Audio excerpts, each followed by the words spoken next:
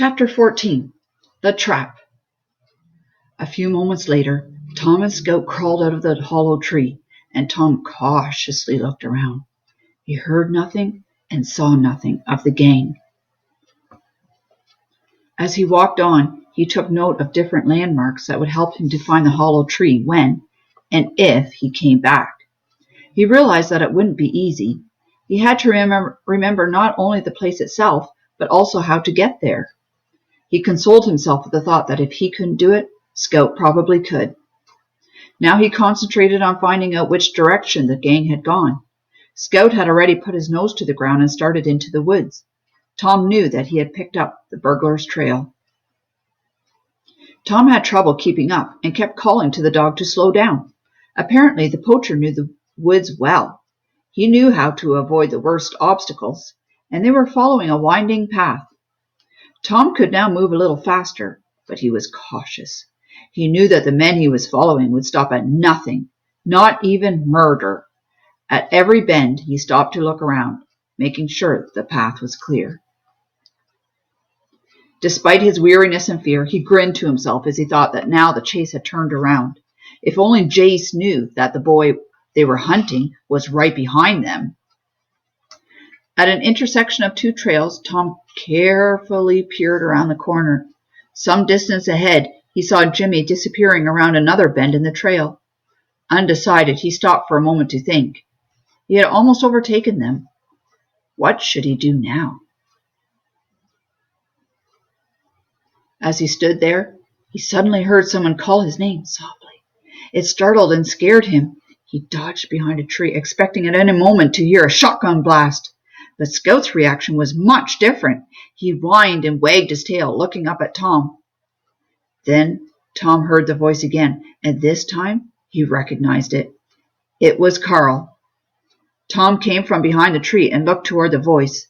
Carl and Bert stood a short distance down the trail, grinning and waving at him. Relief washed over Tom. He couldn't remember when he had been so happy to see his friends. Almost tripping over his feet in haste, Tom raced to meet them. They were about to shout to him, but he put his finger to his lips, signaling them to be quiet. He was afraid the gang might have already heard them, but an anxious glance back down the other path assured him that no one was there. A moment later, he had reached his friends. Bert and Carl laughed at Tom's strange clothes and tried to ask 100 questions at the same time. Finally, Tom interrupted them and, as quickly as possible, told them what he had discovered and what the gang had planned. The two boys were shocked and at the same time thankful that Tom had gotten away unharmed. "So those thieves are on the way to surprise us," Bert summed up. Tom nodded. "Their robot must be tied up somewhere on the other side of the lake," Bert continued. "Otherwise, they would have taken this path. This leads right toward the lake. We're quite close here. I suggest we go back to the lake and keep an eye out. Maybe we can figure out some way to make them fall into the trap they set for us." On the way to the lake, Bert and Carl told Tom how they had gotten to shore. When Tom and Scout had left that morning, they had watched, but had finally lost track of them. They hadn't worried at first, because it was a long distance to keep track of someone in the glare of sun and water. After a while, however, Carl had noticed that the so-called island that Tom had planned to use as a resting point was no longer there. That frightened them, and when hours went by without any sign of either Tom or Scout, they had begun to suspect the worst. Finally, they had decided to try getting the boat afloat again. They had worked in vain until suddenly Bert noticed a tall, slender tree on the island. They chopped the tree down, stripped off the branches, and used it as a huge lever. Pushing it under the bow of the boat with a great deal of effort, they managed to pry the sailboat loose out of the mud. In case they got stuck again, they loaded the tree on board.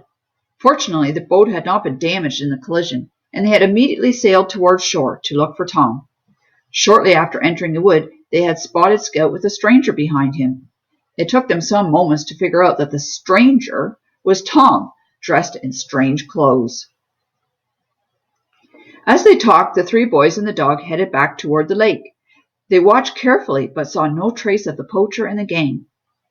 The blue jay bobbed peacefully up and down along the shore. From behind some bushes, the boys studied the boat and the surrounding area, but they saw no one. No one had boarded the boat, and no rowboat was visible on the lake. Part of the lake, however, was hidden from them by reeds and bushes growing along the shore. "They're not here yet," said Bert, "but I'm sure they will be sooner or later, and I figured out a nice warm welcome for them." Tom and Carl wanted to hear his plan, but Bert said, "My stomach is growling. Let's eat first." Tom didn't argue. His long swim and all his running around and through the woods had left him half starved. He and Carl started toward the boat, but Bert stopped them. "No, that wouldn't be very smart. The gang could show up at any time. We'd better stay here in the bushes. I'll quick grab a few sandwiches out of the cabin while you guys keep watch." It didn't take long for Bert to gather up a loaf of bread, some cold tea, and dog biscuits for Scout. He spread them out in a clearing between the bushes, and as they ate, he explained his plan. His two friends listened closely. Finally, Tom said, "It's dangerous, but if it works, we won't have to worry about them giving us the slip again." Bert crept back to the boat and disappeared into the cabin and then reappeared a few seconds later. "Now we have to find a good place to hide," he said when he had returned. "We want to be as close to the boat as we can without being spotted." Carl pointed to some leafy bushes close to the water. "Those look ideal," he said. Bert studied them from nearby and nodded in satisfaction. "They'll cost us a little skin because they're full of thorns, but they won't expect us to hide here." A few moments later, the three boys and Scout were concealed between the dense thorn bushes. The bushes were located on a slight knoll so that the boys could see not only the boat, but also most of the lake. They sat facing the water, trusting Scout to warn them if the men approached by land. For the time being, there was little to see, so all they could do was wait. Tom took advantage of the opportunity to tell his friends in greater detail what had happened in the woods. Halfway through the story, he was interrupted by Carl. "Look! I see something coming." They peered through the leaves in the direction Carl was pointing. A rowboat had come around the bend. It was just a dark blotch on the surface of the water, but as it came closer, Tom could see Jace steering while the others rowed. The boat was coming quickly, but suddenly the rowers lifted the oars from the water and quietly scanned the lake and the shore. At first, they seemed to see nothing, but then the poacher pointed to the sailboat tied to shore. After a few minutes, the poacher turned the boat around. Jimmy and the gang pulled hard on the oars, and the boat disappeared in the direction from which it had come. Tom and his friends looked at each other in disappointment. "They're not coming," said Carl. "We might as well scrap our plan." "Don't be too hasty," answered Tom. "They thought we were still stuck on the island in the middle of the lake. When they saw the boat tied to shore, they probably decided to sneak up on us by land. There's no cover on the water." Carl and Bert cheered up a little. If Tom was right, their plan still had a chance of working.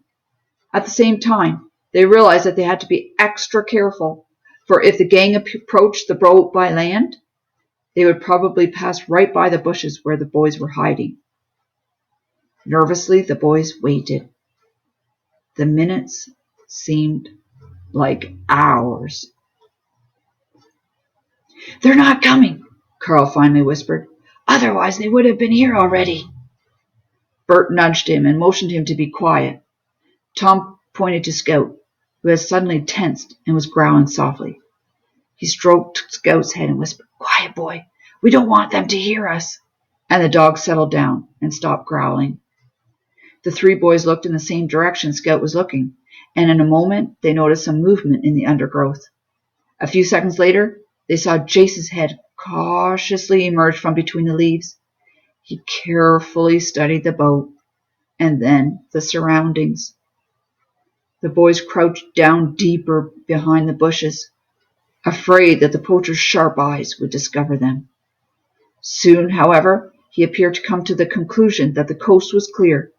He turned around and spoke to his concealed henchmen. Then he stepped out of the bushes, followed closely by Jimmy and his gang. As they approached the shore, they passed so close the boys could hear what they were saying. "They're gone," Jace muttered, "but no matter, the boat's still here. Let's take a look inside. If it looks all right, we'll make ourselves to home." Hidden in the bushes, Bert grinned at his friends. It was going just as they had planned. Suddenly Charlie stopped and looked at and pointed to the bow. "Look at that!" he cried. "The boat we seen was called the Kingfisher. I'm sure of it. But this one's called the Blue Jay." Jimmy laughed at him. "They can write whatever name they please on that boat. It don't fool me. I'd recognize it anywhere. Come on, let's get aboard." He hurried to the sailboat, followed by the others, and as they passed close by the bushes, the boys froze, hardly daring to breathe. Tom held his hand on Scout's nose.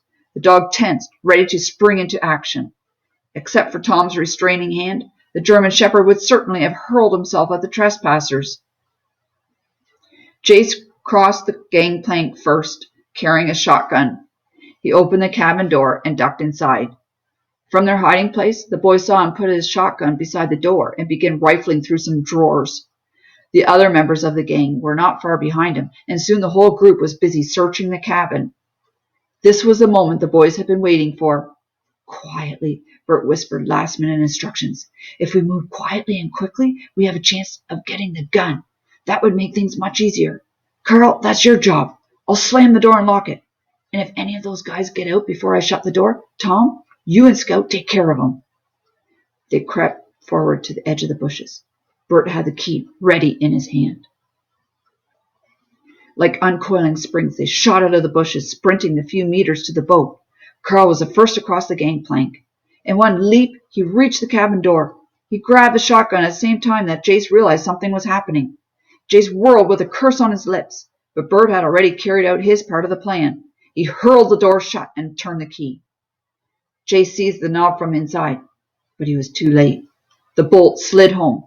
The thieves were caught in their own trap. Tom and Scout, standing back a little, had nothing to do. Furiously, the poacher pounded on the door. "Open up, or I'll break your heads!" he shouted. "If we did, you'd break them anyway," answered Bert. He was proud that his plan had worked so well. But Jace pounded and bellowed some more. "If you don't open up, I'll kick this door to pieces." At the same time, he kicked the door so hard, the whole boat rocked. The other members of the gang also sprang into action. They shouted threats, and Jimmy knocked out one of the cabin windows. Bert turned pale. With a determined look on his face, he took the shotgun from Carl and pointed it at the broken window. "We know what you guys had in mind," he said, "and we're not about to let you murder us. So if any of you try to break out, I'll shoot." They must have realized that Bert meant what he said, because they immediately quieted down. Tom and Carl knew that Bert sometimes went hunting with his father, and he knew how to use a shotgun. If it came to a choice between their lives and those of the gang, they knew he wouldn't hesitate to shoot. The prisoners still fumed, but they no longer banged around. Tom and Carl picked up the tree that had served as a lever to get the boat afloat and tied it in front of the door. Then they hoisted the sail and cast off. The sail filled, and soon the boat was gliding across the water like a bird, with Carl at the helm.